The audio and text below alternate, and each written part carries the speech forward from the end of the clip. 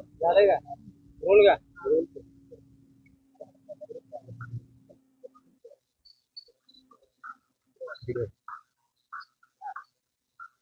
आज आज शहरामध्ये क्लस्टर झाला काय काय नाही पुढची पक्षाची रणनीती ठरवणे आणि माढा मतदारसंघाचा प्रचाराचा कार्यक्रम या संदर्भामध्ये चर्चा झाली ते प्रसंग मला 8-10 दिवस नव्हते त्यानिमित्ताने काय गप्पा गोष्टी आणि मी सोलापूरला निघालो जातो आता मालक आहेत कळल्यानंतर मग पुढचं नियोजन करून जावं. माहितीमध्ये तिकीट कापण्याचे चर्चा चालू आहे प्रसार माध्यमातून तसं बातमी देखील येतात काय म्हणतात आता जे प्रसार माध्यम कापते म्हणते ते 10 मिनिटात परत सांगतात नाही कापत तर मी काय करणार या सगळ्या गोष्टी माढ्या मतदारसंघाचं सगळ्यांचं सूत्र फार मजबूत आहेत सूत्र बदलतात सूत्र करतात पण आपापल्या वृत्तवाहिनीचा दर्जा आपण सर्वांनी ठेवला पाहिजे अशा बोगस बातम्या लागल्या नाहीत पाहिजे याची काळजी सर्वच आपापल्या वृत्तवाहिनी घेतली पाहिजे. आपण युट्यूबच्या माध्यमातून आपण करता किंवा अन्य मेन चॅनलचे जे प्रतिनिधी असतात त्यांनी सुद्धा काय होतं की त्यांचा एक दर्जाच राहिला नाही तर लोक बोला आला खऱ्या बातम्यातून लोक विश्वास ठेवणार नाही अशा प्रकारची विनंती मला आपल्या सर्वांना या ठिकाणी करायची कारण मी अनेक प्रकारच्या बातम्या याच्या आधी बघितल्या आणि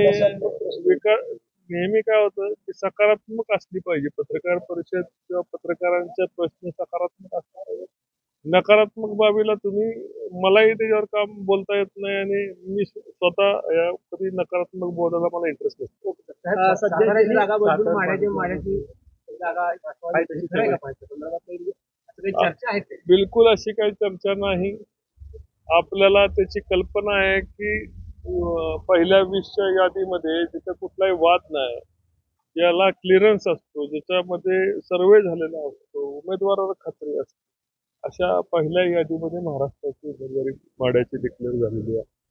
आणि कुणी किती शंका उत्पन्न केल्या कुणी काय केल्या तर मी आज तुम्हाला सांगतो माढा मतदारसंघामधले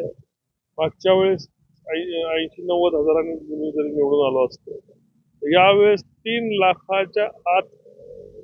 निवडून येणार नाही सर्वांचा जो सर्वे आहे बाकी सगळे 2.5 ते 3 लाखाच्या आसपास मताधिक्य जाईल अशा सगळ्यांचं या ठिकाणी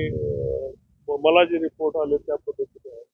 ग्राउंडचा सर्वे आणि मी एकमेव असा आता या ठिकाणचा खासदार आहे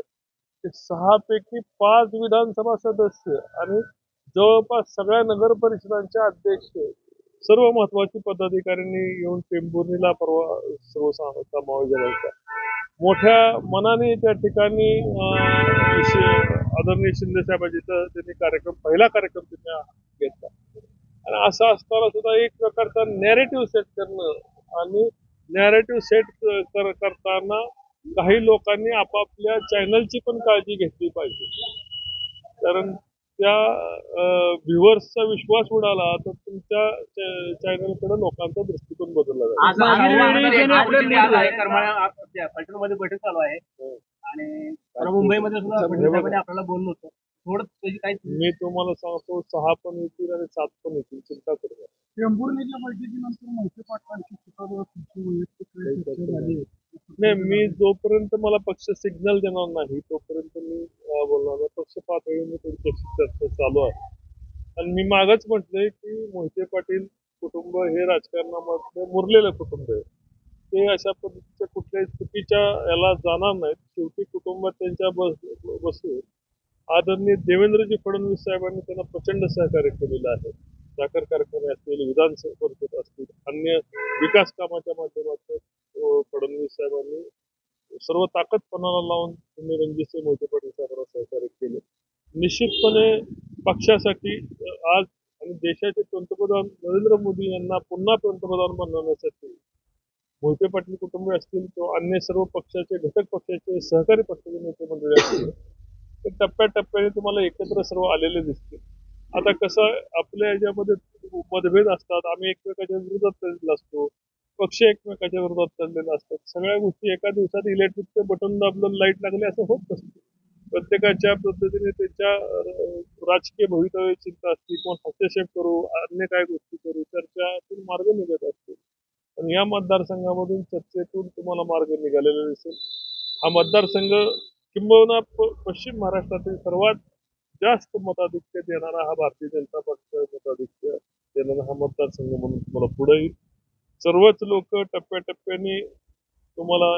भारतीय जनता पार्टीचं काम करताना दिसतील. ज्या लोकांना भविष्याची चिंता नाही, ज्या लोकांना आपल्या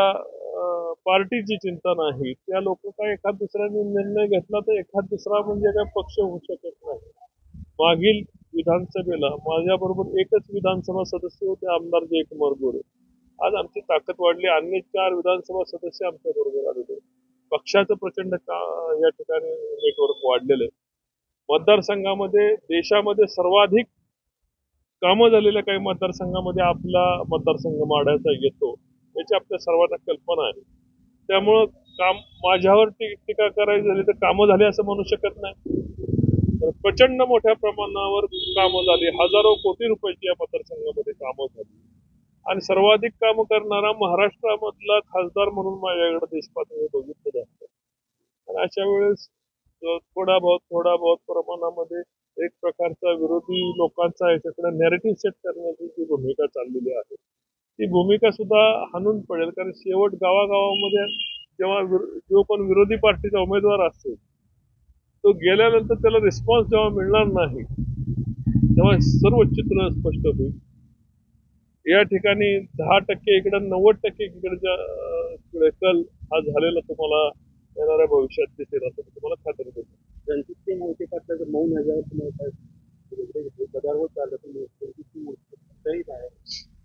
प्रचारात नाहीत आणि कुटुंबाबरोबर त्यांची भूमिका तुम्ही कधी ऐकलंय का की माझ्या विरोधात तुम्ही कुठलं स्टेटमेंट केलेलं आहे का?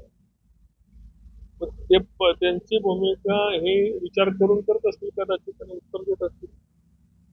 त्यांनी आजपर्यंत कुठली स्टेटमेंट माझ्या विरोधात दिले, पक्षाच्या विरोधात दिले, देवेंद्रजींच्या विरोधात दिले असं कधी ऐकलं? बैठकीला उपस्थित रामराजे आणि त्यांच्या आता घरामध्ये आपण